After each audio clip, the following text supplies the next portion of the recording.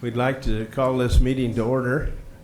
According to one clock, we're late, and the other one we're early, so we averaged out. I think we're right on time. And we'd like to remind everyone out there, as well as the board, to speak into the microphones when you're talking so that this can be recorded and we can get it in the minutes. We certainly appreciate all of you being here. Thank you so much for coming and participating and helping us. To begin with today, we'd like to have an approval on the minutes. Do we have a motion? Motion. Norman makes a motion. Gaywen a second. Any discussion? All of those in favor say aye. Aye. Any opposed? Okay, minutes pass. We'll jump right into the feasibility reports. And we'll start with East Wanship. We have D.A. Pace here with us, I believe, and Michelle Williams, Louise Pace, and Bryce Wilcox.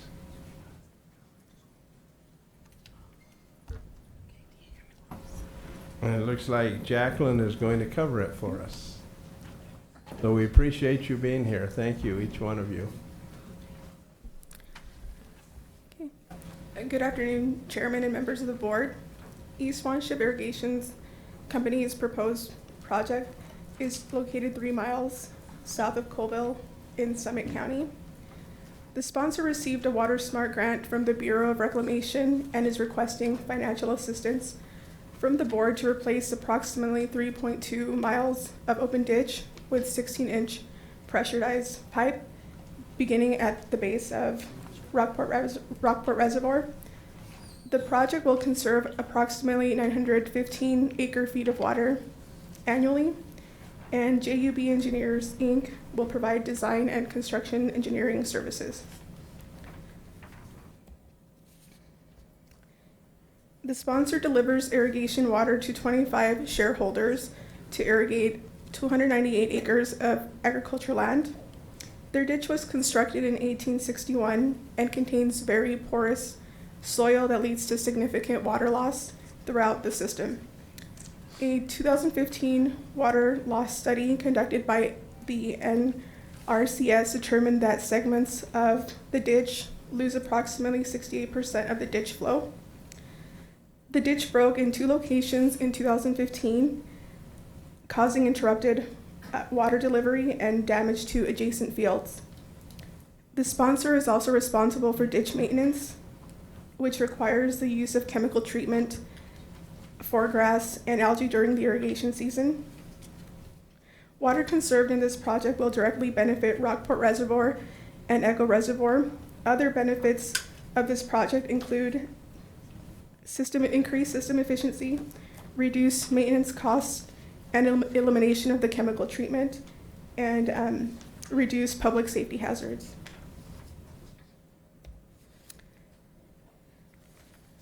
The recommended cost sharing for the $1,024,000 project is $616,000 or 60.2% from the board, $300,000 or 29.3% from the Water Smart grant, and the sponsor would be responsible for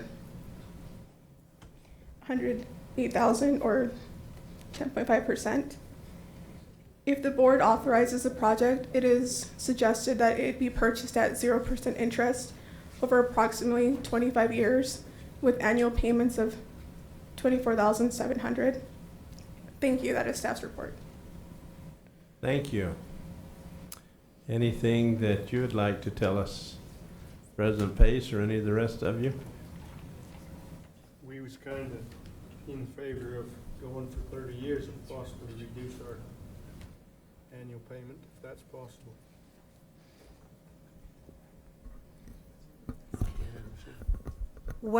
I'm the secretary of treasurer, and we were looking at $70 a share, not on top of the 25 that we're already assessing or whatever. So we were looking at that 30-year would be much more feasible for our shareholders. Putting the water into a pipe will help us, but I still have the same amount of acreage, or we still have the same amount of acreage in there, and you just can't raise that many more animals at that. And so we want to make this economically feasible for our shareholders as well, and 30-year term would help us do that quite a bit. So we would like to request that. Okay. Any comments from the board? I've got a question. In the information that we were given as a board, it has this statement. It said that a repayment term of 25 years at 0% interest would increase the annual share assessment by approximately $83 per share. This assessment increases over the $75 per share maximum increase the sponsor discussed in a shareholder meeting. Did your shareholders have a vote on or limit an increase to any specific dollars, or did you just discuss in principle the concept of that type of thing? Was there a formal vote on a specific dollar amount? No, we weren't at that point. Our discussion at that point was that $70, in that $70 range was where we felt that that was something very feasible for the shareholders. So as a formal vote, we're holding that off until, as far as, we've had a formal vote to proceed with the project to see if we can get it done. And we had a 73% vote from shareholders saying, let's proceed and see if this can happen. And but as far as taking a vote saying the assessment will be X amount of dollars, no. Any other questions? How does the board feel about going to 30 years? I have one more question. How many acres does a share allow you to irrigate? 1 acre. 1 share per acre. There's 25 shareholders. They need to know. What would the 30 years do to the payments?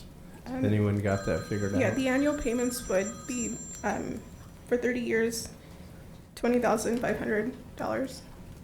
$20,500. Yeah, So lower at $4,200 yeah. a year.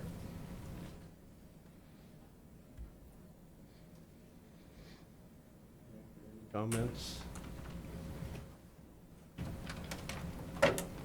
We didn't do an economic analysis on this because this is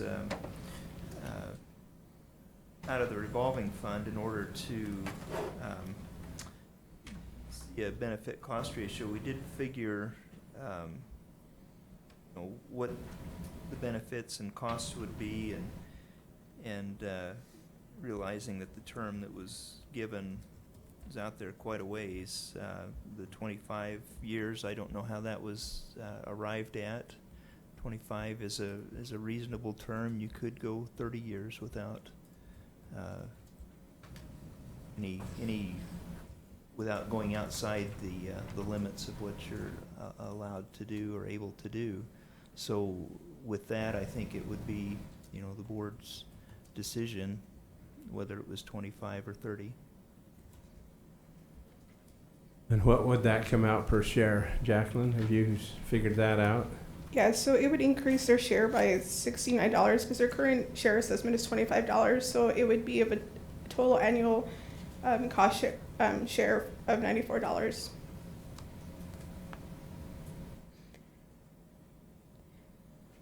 Is that something that will work?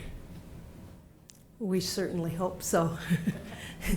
We do too. We don't want to do something that would get you in trouble. So, well, as I said, we will go back with, when we have firm numbers and take that vote. We realize the need for this pressurized system. I mean, all the way through at that amount of water loss.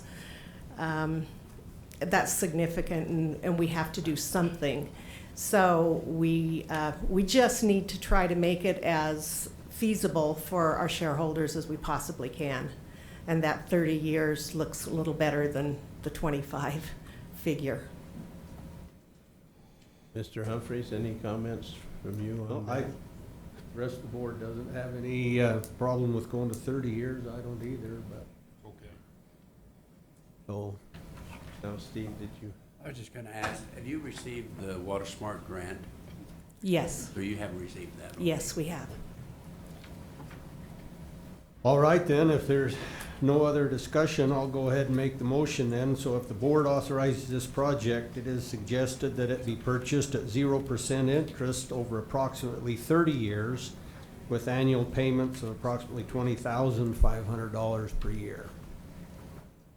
I'll second that motion. Okay, Mr. Snow, Diggy Beach. did you have a comment?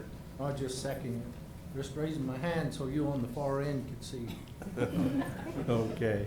who spoke. Okay, we've got a motion and a second. Any discussion? All in favor, say aye. Aye. Any opposed? A motion carries. Thank you very much. Good luck with it. Good luck with your project, yeah. Thank you.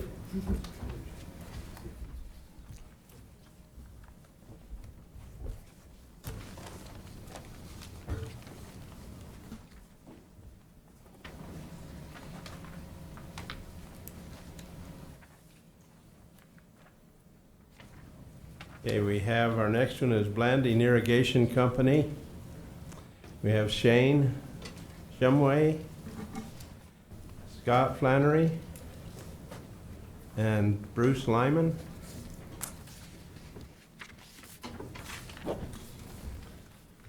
All right. Good afternoon, Mr. Chairman, members of the board.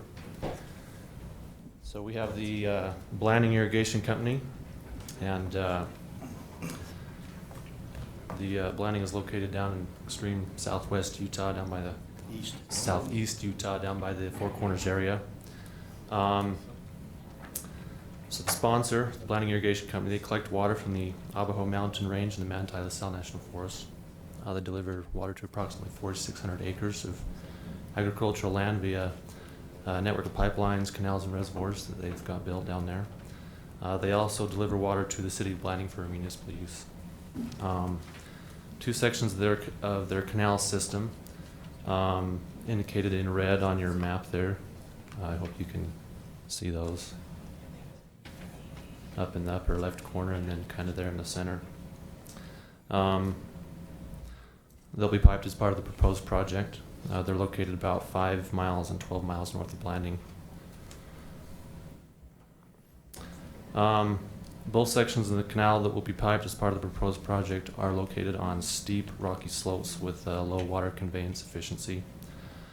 During an inspection of the canal, multiple seeps were encountered, indicating that there is substantial water loss.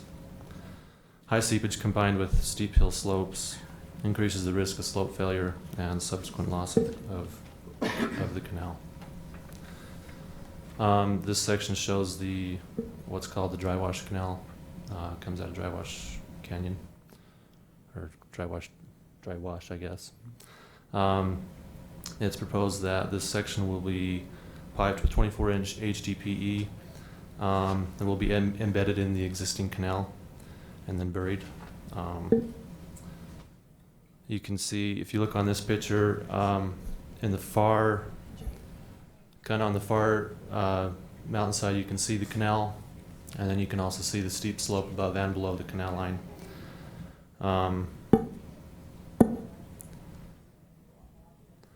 And this section shows a section of the canal above that's already been piped, and this is kind of probably what it'll look like afterwards. The new pipeline will simply join with this existing one.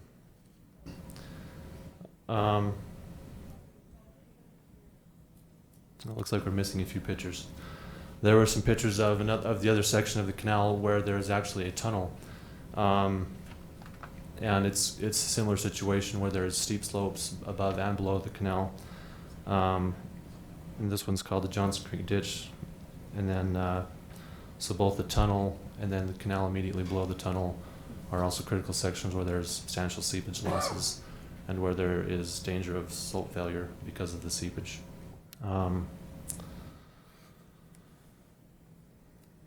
So in this section, so in the Johnson Creek section, it's proposed that they install a 30-inch HDPE pipeline. It's estimated both the dry wash section and the Johnson Creek ditch section will conserve approximately 1,400 acre-feet of water. But the plan is that instead of using the saved water for increased crop production, that the water will be stored and used to provide a consistent water supply to shareholders. And this is important benefit because the Blanding Irrigation Company has been unable to deliver water for the last 4 seasons because of drought conditions.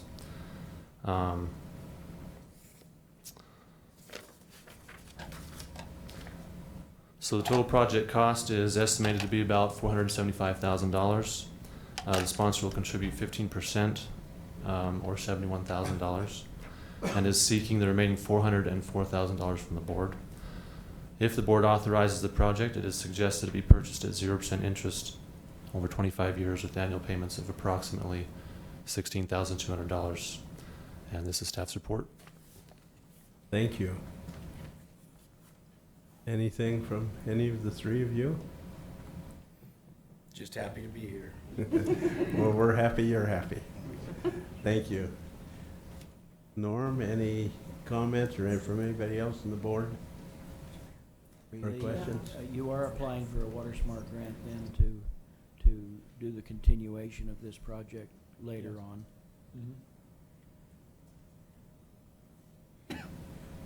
There. With the Water Smart grant, we plan to use these funds to help leverage that fund to possibly increase it. Are you applying for the January allocation? Yes. Question. You mentioned on, I think it was the dry wash section of the pipeline, if I'm not mistaken, I may be, that you're gonna tie into an existing pipeline. You showed a picture of that. What size is that and material is that existing pipeline? Is it the same size and same material as what the new will be, or how's that work? Will you use the mic so we can hear you, please? I think it's 22-inch that's there now, PVC. It's in 2 sections. Part of it's PVC and part of it's HDPE. And we'll just be hooking onto that with 24 inches, what the plan is. And it's not going to be pressurized. It's just to convey it. So. And then I was curious on that you're not going to use that 1,400 feet, give or take, that you're going to conserve. You're going to store it. What's the capacity of the storage? Where you're going to store it? What kind of losses do you anticipate you'll have on the evaporation reservoir storage losses? So just last year, the reservoir that this is conveyed to was increased from 185 acre feet to 500 acre feet. And so they have a much larger storage capacity than they previously had. That said, it's not necessarily going to be used to expand the farmland, but it will be used to be able to water the farmland that they have that's irrigatable at the time, at the present time. Because right now, like you said, there's several years that have gone by that you're not able to do that. But with the increased efficiency and better storage capacity, it's anticipated that they'll be able to use their irrigation water their rights more frequently. So you're going to store it in a 500 acre foot reservoir then? Yes. And and this says you've got 1,400 acre feet you're going to save. So what do you do with the balance? So that's actually one of the reservoirs. There's another reservoir to the Johnson Creek pipe, and it's what's the capacity of Starvation? Well, all the cities, Starvation is what, Norman, about 500-600 acre feet, and then we can also put it in recapture. Another one that's it's 9,000 acre feet. So it's kind of juggled between about 6 reservoirs.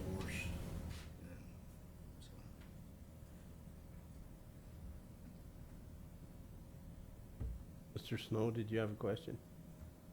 Oh, I just clarification. I don't think they meant to say they weren't going to use it. Just with the reservoirs in this pipeline, they'll have a better ability to use it when they need it, I think. If there's no other questions, I'm ready to make a motion. Okay. I would move that the board authorize the project and that it be purchased at 0% interest over 25 years with annual payments of approximately $16,200. I'll second it. We have a motion and a second by Mr. Humphries. Any discussion? I need to preclude myself from the vote. I own some stock in that company. Okay. All in favor, say aye. Aye. Any opposed? A motion passes. Thank you. Thanks. Thank you.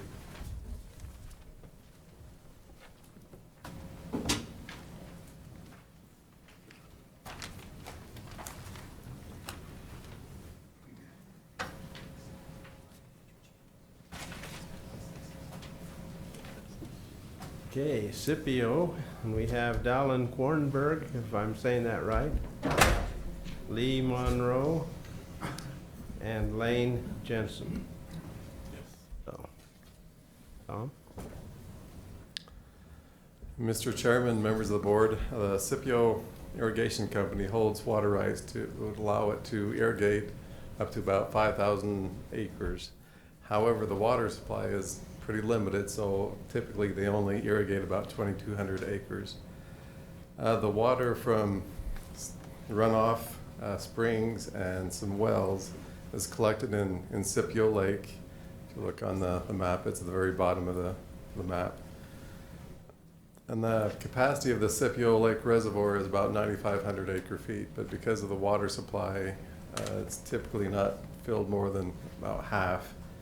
And usually the water supply that is collected on an average year is out of the reservoir by the middle of July. And the last couple of years, their irrigation system or season was essentially over by the first part of June.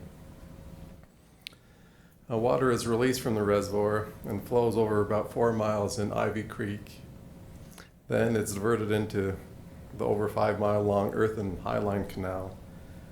The water from the canal is diverted into several regulating ponds which feed gravity pressurized irrigation systems that have been installed throughout the years mainly with funds from the Division of Water Resources. The seepage losses from the stretch from the reservoir down to the regulating ponds has been estimated to be over 50%, and that amounts to about 4,100 acre feet over the season. In particular, the stretch between the reservoir and Highline Canal is about 1,700 feet annually that's lost through seepage. So we were there about the first week in July, and I'm standing on the dam of Scipio Reservoir and looking into the reservoir basin. So that's the storage they have to work with, which it's a big meadow. You see the cows out there grazing. This is the proposed diversion site for the project, and the project the sponsor is requesting financial assistance to install about 3.5 miles of 36-inch HDPE pipe from about half mile downstream of Scipio Lake to just where the Highline Canal begins. And this is a picture of where all the vegetation is down there. That is Ivy Creek, so that kind of gives you an idea of why they lose about half their water. It's down deep, there's a lot of vegetation, and it's proposed that the pipeline be installed outside of the creek alignment up in the flat area.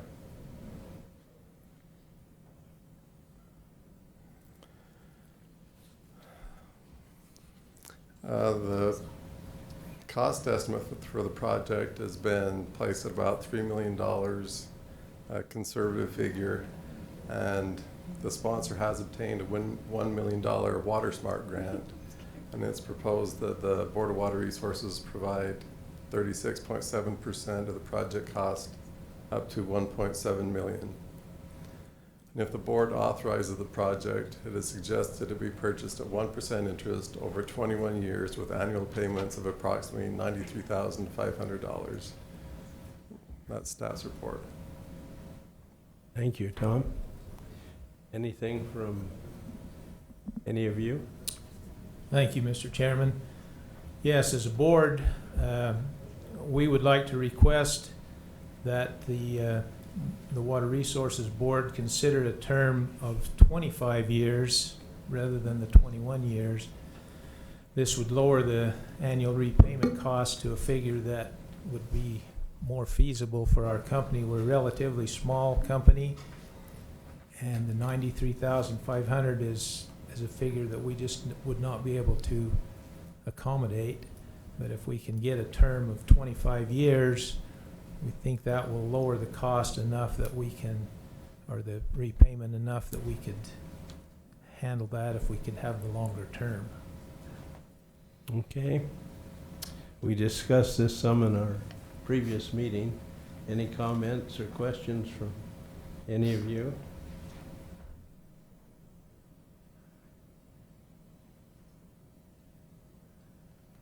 Mr. Upson, any comments? Well, my comment would be that when Tom and I met with them and discussed this, you know, with the situation they've got over there right now, I would be very supportive. They'll be more likely to be able to make their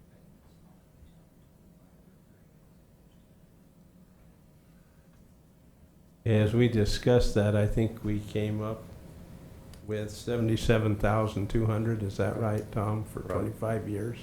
So 25 years with payments of approximately $77,200. Does that work? Though we're not getting you in trouble. It's a lot better than 93. Yeah, and that's probably agreeable. Yeah, I think that's something we can work with. Okay, any questions from the board? Any others? Okay. Mr. Chairman, I'd like to make a motion then that we approve the feasibility, the money at 1% interest over 25 years with annual payments of approximately $77,200. Okay, we have a motion. Do we have a second? Second by Stu. All right. All in favor? Aye. Are there any opposed? Okay, motion passes. Thank you. Thank you.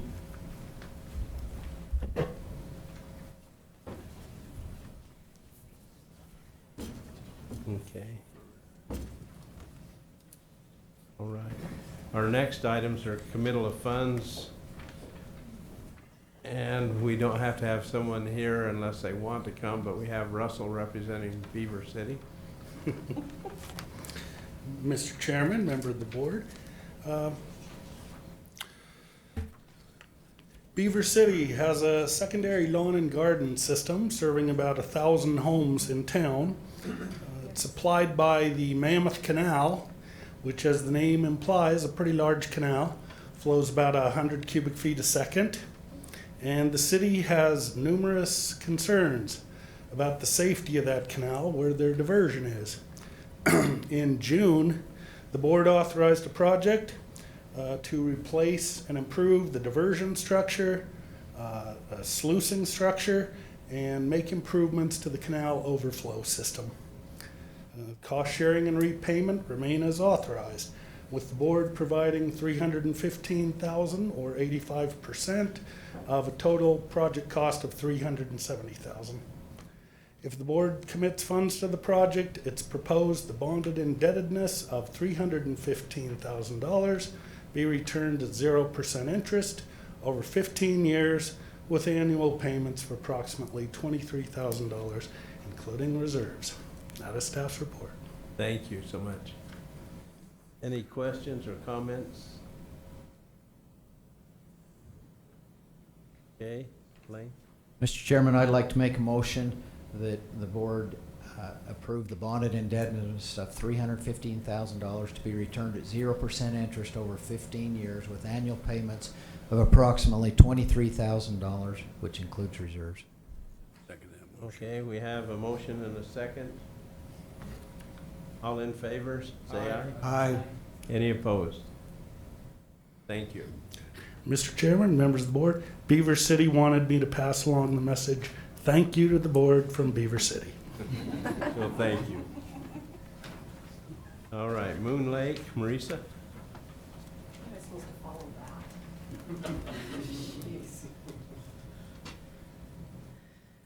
Good afternoon, Mr. Chairman, members of the board.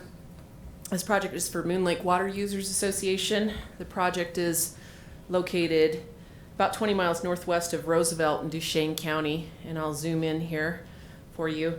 The sponsor is requesting financial assistance from the board to install a geomembrane liner with a shotcrete cover for approximately 5,100 feet of their existing Yellowstone feeder canal.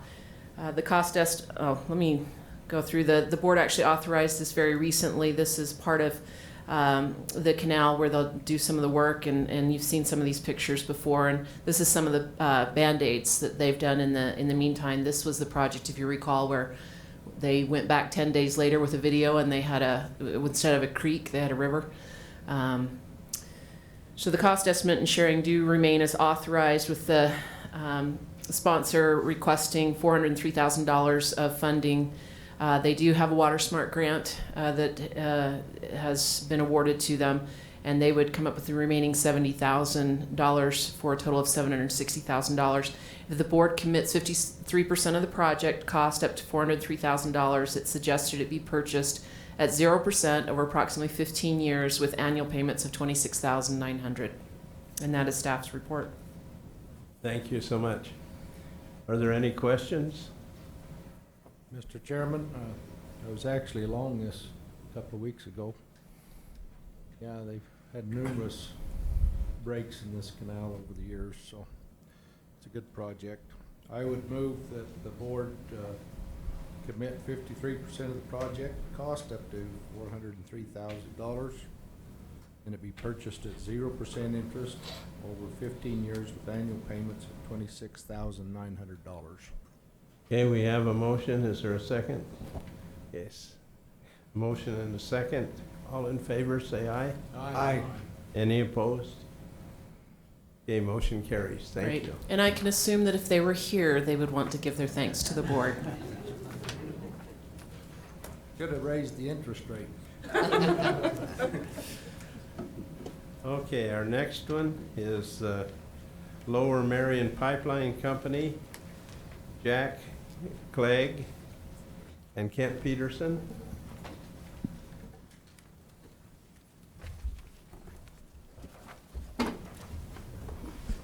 And these gentlemen did need to be here because their project has changed a little bit since it was authorized, so it's good to have them here to answer any questions that have come up. And you may notice that from the time they were here for authorization, they're missing a few shareholders that are not here this time because they've kind of worked out some of those issues that they had.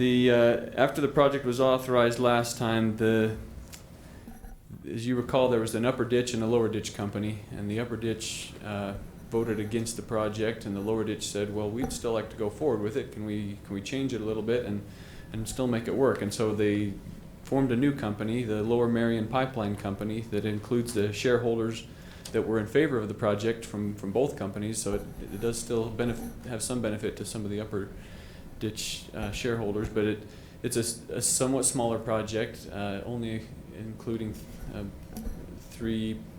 3.7 miles of piping now, a new diversion structure, being able to allow some users to pressurize and others to reduce the sizes of their pumps that they would need to run their pressurized system. But still a great project, and now with full shareholder support for those that are included in it.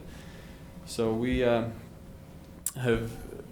as you can see, the cost has been reduced, and they are now, the board loan would be less than $1 million, $986,000, which would allow them to have their funding come out of the revolving construction fund.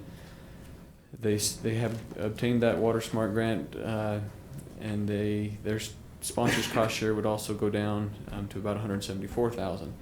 If the board commits 45.6% of the project cost up to $986,000, it is suggested it be purchased at 0% interest over 24 years with annual payments of approximately $41,100. This is staff's report. Okay, thank you, Joe. Anything you'd like to say, comments from your board? No comments. No? Any questions? I just had a general question. When you organized your new company, I'm assuming you got new articles of incorporation, all of that kind of stuff for Yes, the we new did. company? How did you split up the water rights? Does the company own title, the new company own title to a portion of the water rights that were there before? Are they company water rights or are they individual water rights? They're individual water rights. But in the one company, in what was the lower ditch company, that vote was unanimous to proceed, and so all of those shareholders are coming to the new company, and only those from the upper ditch company that wanted to are coming, and those are also individually held water rights. So all the water rights in both companies are individually held then? Yes. Are you still planning to put the hydro power plant system in? Yes. Have you got a contract to sell the power, or what are you going to do with the power? We're still in that process. The regulatory commission is still So you haven't looking at got that. We don't have a committee contract. Okay. Do you have a common ditch for those who don't want it? How is the... Yes, the ones who don't want it will still use the ditch they currently use. Is this going to be placed just to the side of the ditch then, the new? The ditches come about a half mile together and then they split currently. So this will be placed in the lower ditch, and then the upper ditch will still use their ditch. So will the upper ditch people suffer all the water loss? Yes. Mr. Humphries, did you have a comment or question? No. Excuse me, Blaine asked my question. I was just wondering if the new company was gonna hold the water rights or if they were still gonna be individual water rights. We're gonna have them transfer the water rights to the company, and then in return, we'll issue shares in the company to them. Thank you. That makes our job a lot easier when we have to hold the water rights for collateral, so. Okay, any other questions or discussion? Not, do we have a motion? If not, I'll go ahead and make the motion then. If the board commits funds to this project from the revolving construction fund, it's suggested that it be purchased at 0% interest over 24 years with annual payments of approximately $41,100. Second it.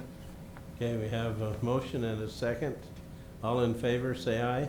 Aye. Any opposed? Okay, motion carries. And we're here in person to say thank you. Yeah, we appreciate that. We appreciate you guys getting this worked out so you can get this project moved forward.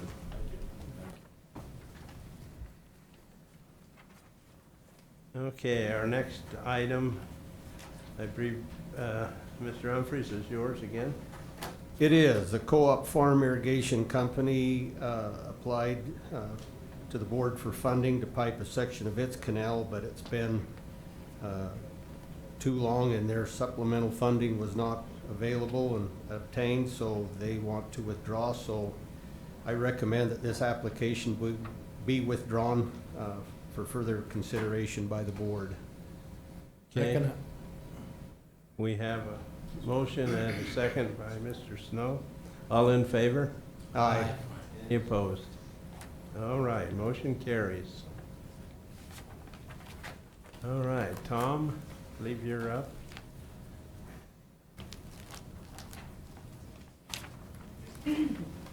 And we have at Utah County, we have Hunt Willoughby, John Jacobs, and Brad Price. Welcome.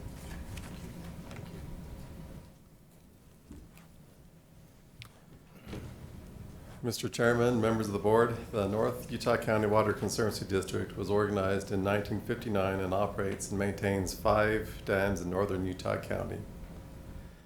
There are Silver Lake Flat, Tibble Fork, Dry Creek, Battle Creek, and Grove Creek. The primary purpose of these dams is for flood control. However, Silver Lake Flat and Tibble Fork have storage and recreation as their secondary purposes. The plans are currently underway to upgrade all 5 of these dams to dam safety standards. The Natural Resources Conservation Service has agreed to do this, and they're committed to funding 65% of the cost to repair these dams. And it's for this reason that these dams have been put higher on the priority list of the dam safety upgrade.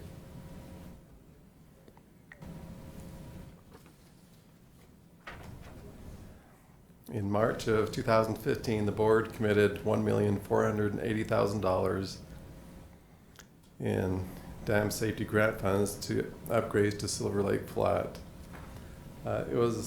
Enough of the work was finished last fall. They were allowed to fill the reservoir, and this spring, with the reservoir full, it was noticed that there were some seepage spots that popped up downstream of the dam, and the state engineer's office is requiring them to put blankets on the drain, or blanket drains on the seepage areas to catch the seepage and carry it safely away.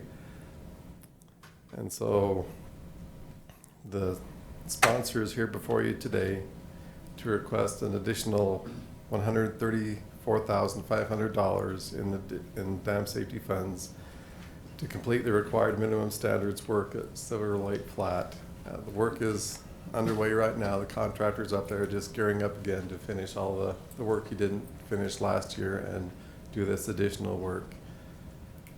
So if the board commits the additional $134,500, it is proposed the board increase the dam safety grant to $1,615,000, and this is staff's report. Thank you. Any questions or comments? Anything from the 3 of you? It's good that it's progressing. Thank you.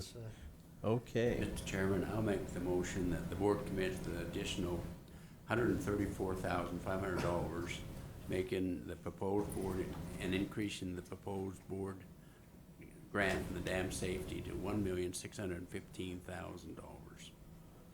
I'll second it. Okay, we have a motion and a second. All in favor? Aye. Aye. Any opposed? Okay, motion carries. We'll continue. Okay, now on to Tibble Fork Dam.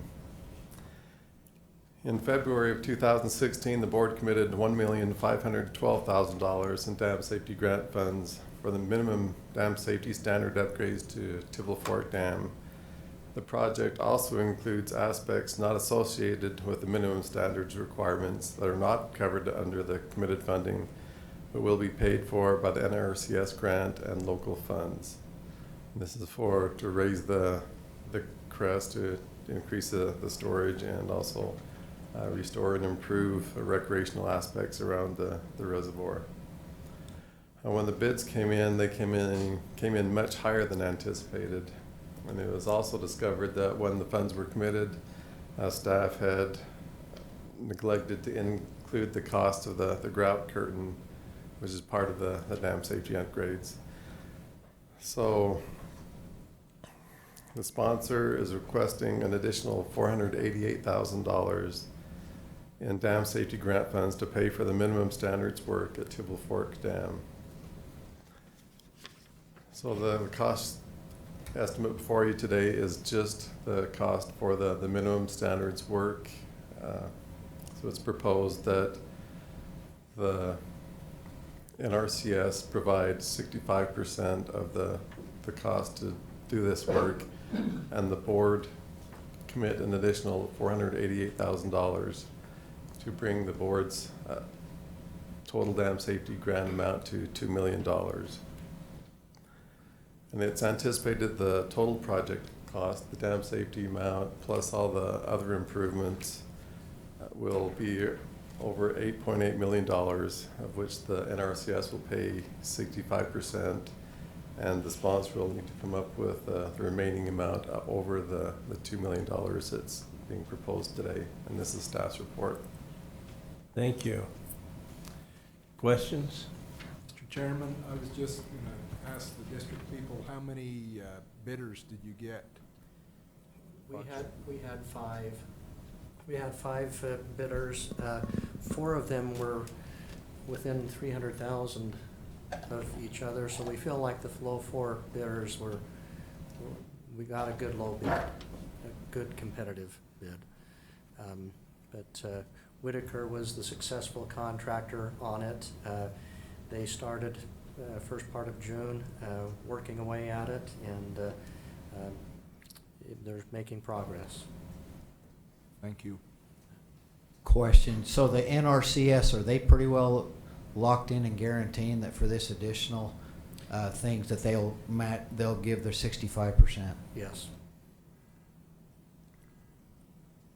We've already signed agreements with them for that additional funding. Anything else? Mr. Chairman, I'll make the motion that the board commit the additional $488,000 to the project, increasing the dam safety grant to $2 million from the board. Okay, we have a motion. Second. All in favor?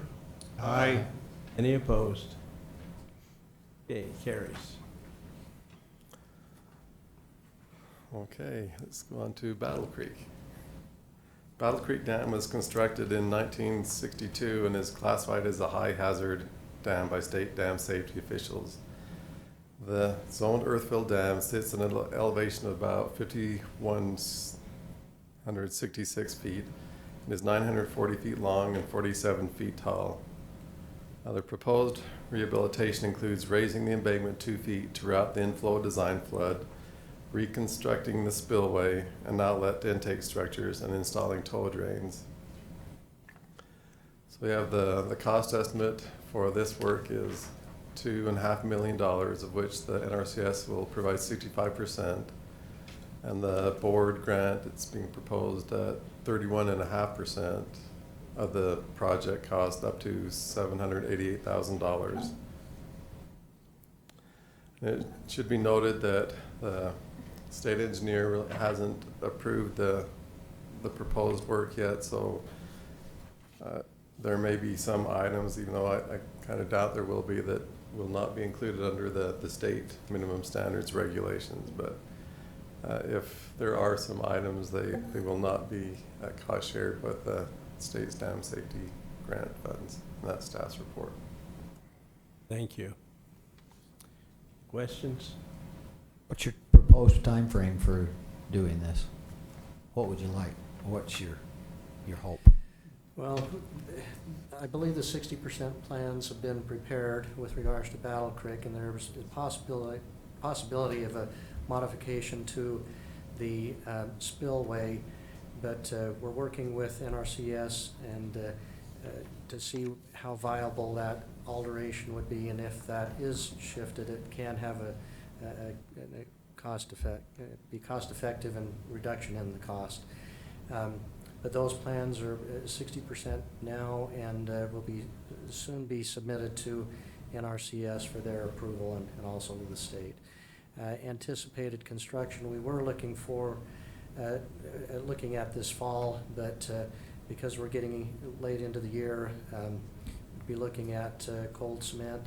We're probably going to be doing these, the Battle Creek and Grove Creek, next spring. Anything else? I think that's correct. If we can authorize, or if we can move the spillway, it saves about $500,000 for us, and there's some ownership issues that we're trying to deal with on that. So ideally, we would like to be bidding it in the winter months in February, starting first of spring, with the intent of doing both Battle and Grove at the same time. I guess, Mr. Chairman, my question would be, do you want to finalize plans and then come for committal of funds, or? What would you like? Area. If you're not bidding till winter. Well, I think I'd like to go ahead with the funds. Okay. And leave it up to the staff to work through the items that may not qualify for the dam safety issues. Okay. And work with the staff. Yeah, that's fine. That's fine. Is there any other questions or? Okay. So with that, I'll make the motion, the board commit the dam safety funds to the project up to $788,000, with the understanding that some of the items found on some of the proposed items are not required by state minimum dam safety requirements. The board grant may be adjusted to include these items. Second it. Okay, we have a motion and a second. All in favor? Aye. Any opposed? Okay, motion passes.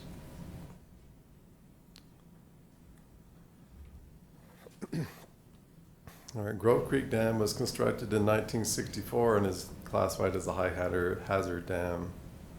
And this zoned earthfill dam sits at an elevation of about 5,100 feet. And it's about 1,300 feet long and it's 44 feet tall. The proposed rehabilitation of this dam includes reconstruction of the spillway, replacement of the outlet intake structure, and installation of toe drains and liner on the dam face and a portion of the reservoir basin. And as you can see, the proposed cost estimate on this is just over $2 million. It's $2,025,000, of which the NRCS will provide 65% of the cost. And it's proposed the board provide 31.5% of this cost, up to $638,000. And if the board commits dam safety funds to this project, it's proposed to provide the grant of the $638,000 to the sponsor. And this is staff's report. Thank you. Any questions? Got lots of projects going all at once. Have you got funding to do all of them simultaneously on your portion of your share? The board has been pretty prudent in placing in savings funds and preparing for these projects. I've been with the district for about 20 years, and we've been anticipating these projects happening sometime in the future, and so we have been able to set some funds aside. We do have some other committals that we're working out with other local agencies that are giving us some relief, but we believe that we have, and the board is confident going forward. I think the driving force behind this is the NRCS grant. That might not be available in the future. Right, and they're paying for 100% of the engineering on all of these projects, which if they weren't doing that, there's no way would be here today. Mr. Chairman, I'll make the motion that the board commit the dam safety funds to the project in the amount of $638,000, with the understanding if any of the items found on any of the proposed items are not required by the state minimum dam safety requirement, the board's grant will be reduced to exclude them items. Okay, we have a motion. We have a second. Second it. Okay, we have a motion and a second. All in favor? Aye. Any opposed? Okay, motion carries. Been on the hot seat a long time, Tom. I would like to thank the board for your assistance. This is a very aggressive plan to do all these in a short period of time, and we appreciate the help very much. And thank you for coming. Thank you. We're glad we can help. We've got a few guests we'd like to recognize. Probably some are hid down there behind the pillar as far as for me. Some I can see, but we have Andrew Hobson from Carollo and Jade Snyder, Carollo also. Willie Kent. Oh, back there, okay. And Paul Blanchard, Jonathan Perry.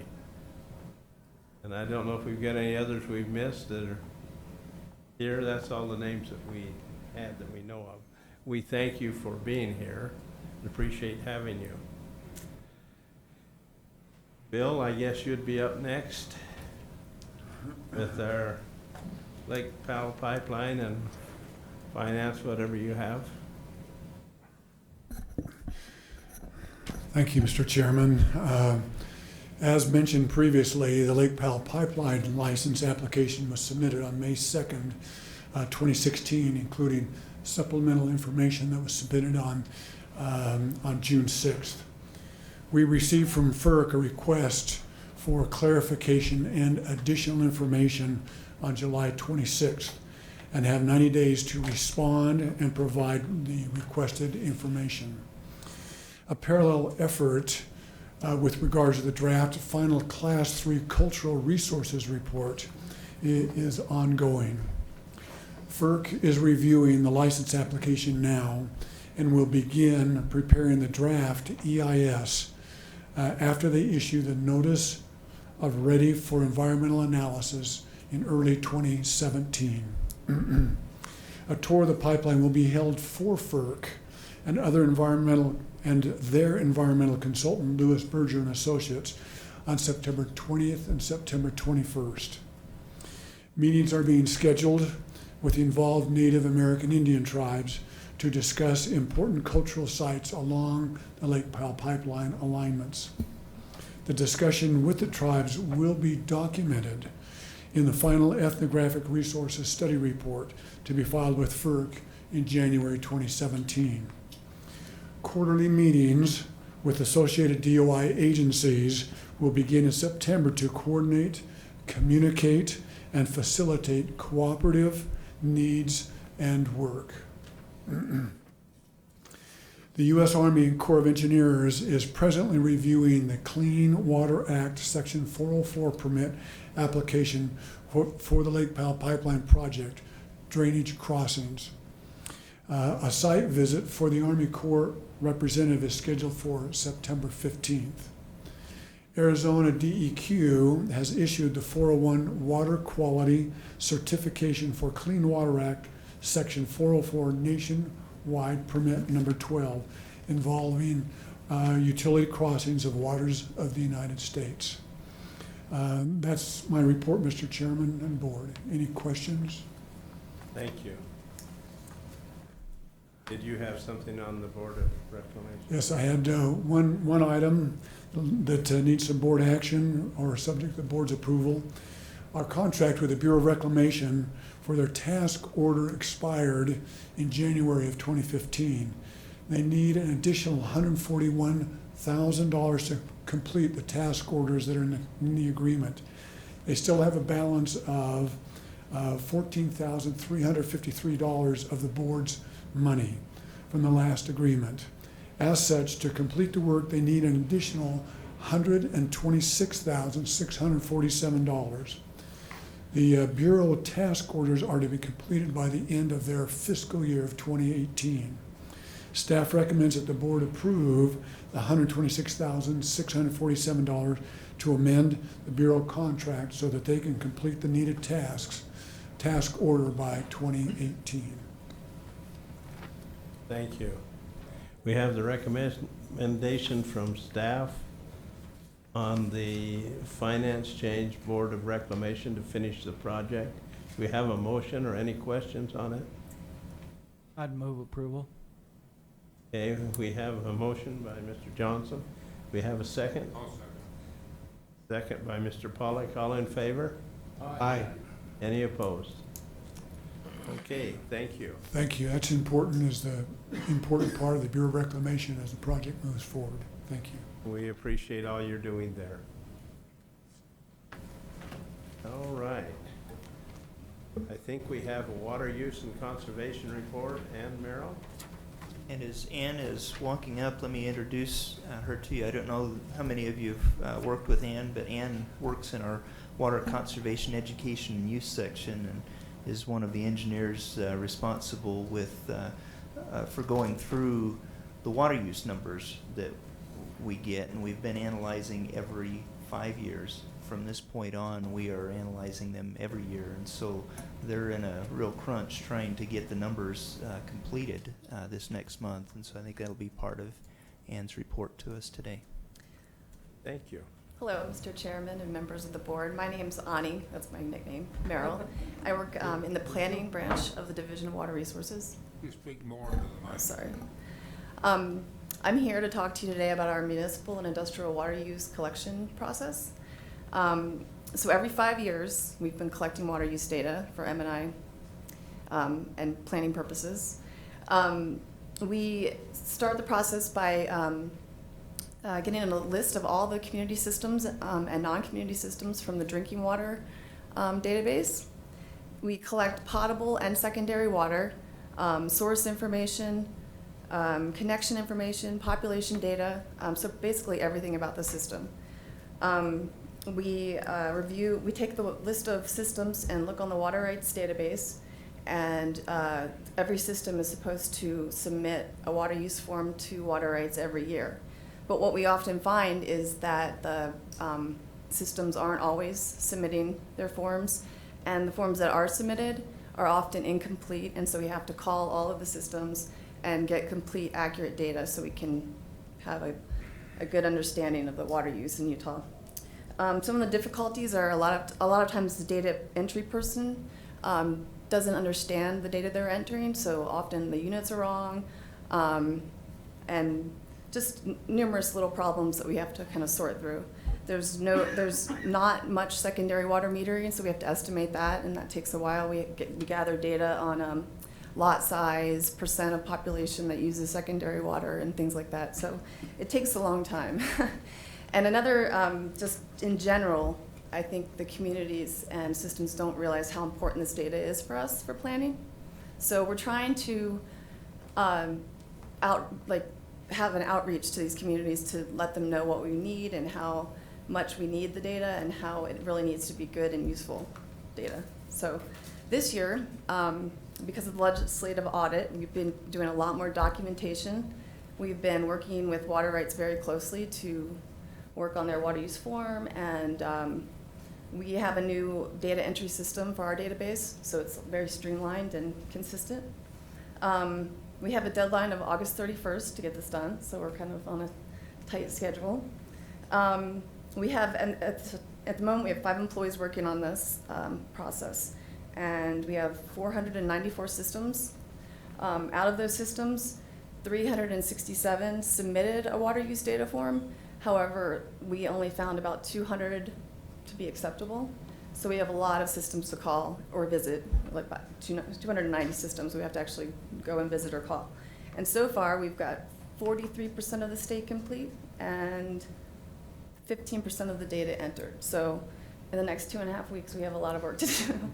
But hopefully our goal is that we can get, working with water rights, we can streamline the process so that we can get data every year, and we'll be able to track conservation and just have a better idea of the water use in Utah.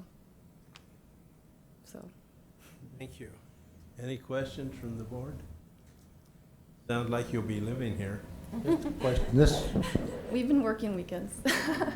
this is like the first year for, I mean, you've done it every 5 years, and I guess one of the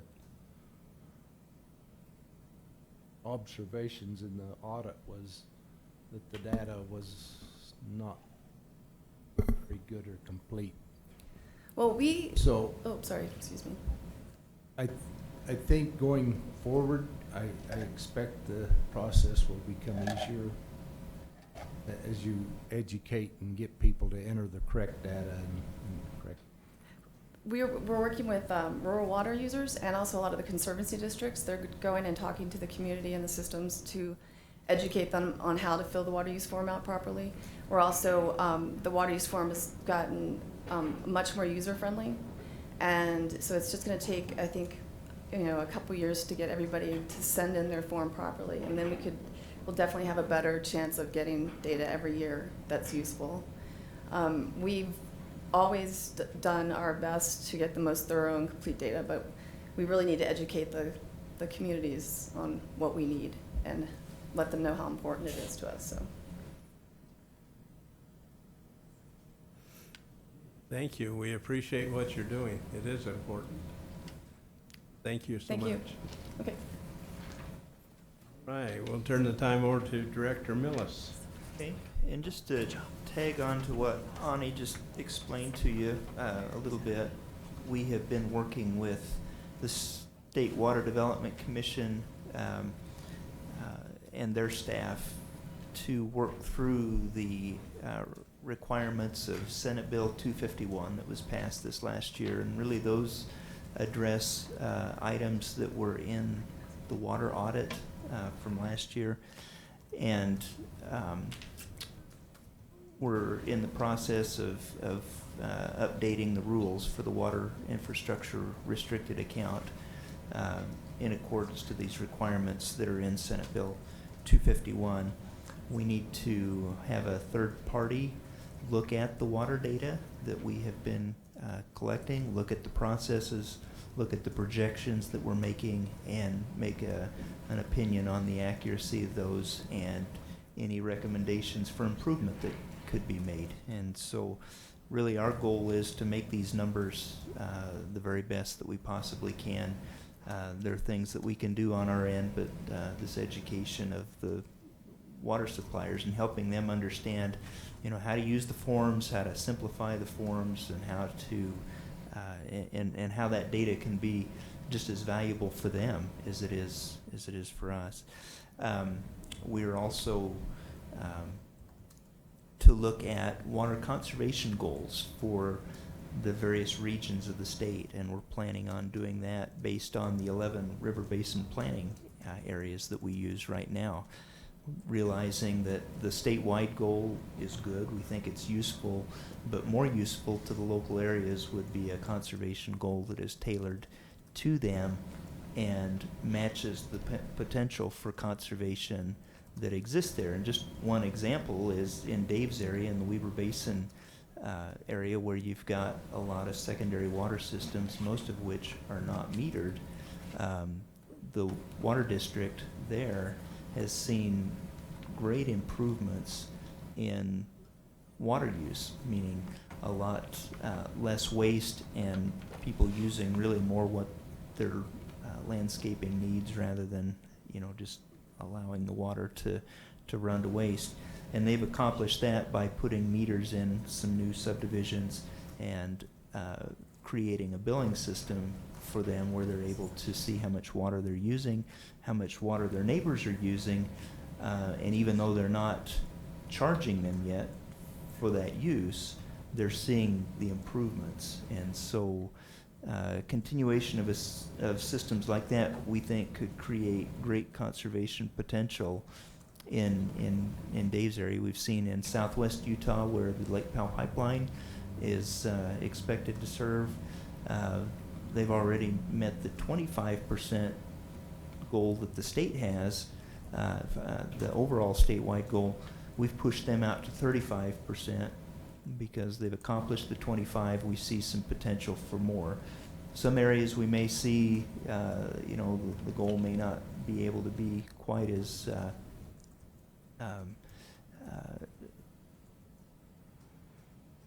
hard, quite as aggressive as we're seeing potential for in other places, and so we'll just work through those, and we'll have a contractor that will be helping us do that. We're also to look with a third-party contractor at plans for construction of projects that are going to come out of this water infrastructure restricted account, most notably the Lake Powell pipeline and the Bear River development project, but any of these federal infrastructure repair and replacement projects that might be funded through that, as well as a third party to review the finance plans for these. Also supposed to have public involvement, which you already do right now, and we've had numerous opportunities for public involvement with Lake Powell pipeline, but maybe a formal way that some others might have input into will be part of what we're doing. So we have been to the State Water Development Commission once, gave them copies of RFPs that we have developed, asking for further input and guidance from them, and we'll get that. We'll bring that back to the board and let you all look at those plans again, and then cooperatively will work on these new rules. It stayed hot and dry this summer, except in southern Utah. I think Norm, your area of the state, and Jim, your area of the state have done pretty well here lately and through the year. Other areas of the state, particularly in southern Utah, have. But Utah Lake, as you've read in the paper and heard, has been in the news, not only because of the algal bloom that occurred here not too long ago, and also occurred the year before, which this year impacted water users in that the health people, the water quality people, recommended that the water not be used for irrigation. Numerous health problems that can come from just even inhaling the mist that might occur as that water becomes aerosolized or evaporates. Got through that and then got to the point that Utah Lake has reached compromise, and the state engineer, in looking at that, was ready to make an order that secondary water users, meaning those that have got rights after 1904, not have that water cut off. I think they've been able to work through some things and be able to find some replacement water for most, if not all of that, which will allow them to irrigate through the end of the year. But it's been tough, and as has been noted here, we hope for bad weather, or good weather, or at least wet weather, to help get through this drought. So we've got a couple of staff retirements that will happen between now and the next time that you meet. David Cole, who is currently managing our computer applications and hydrology section. I don't know if Dave is here. I don't see.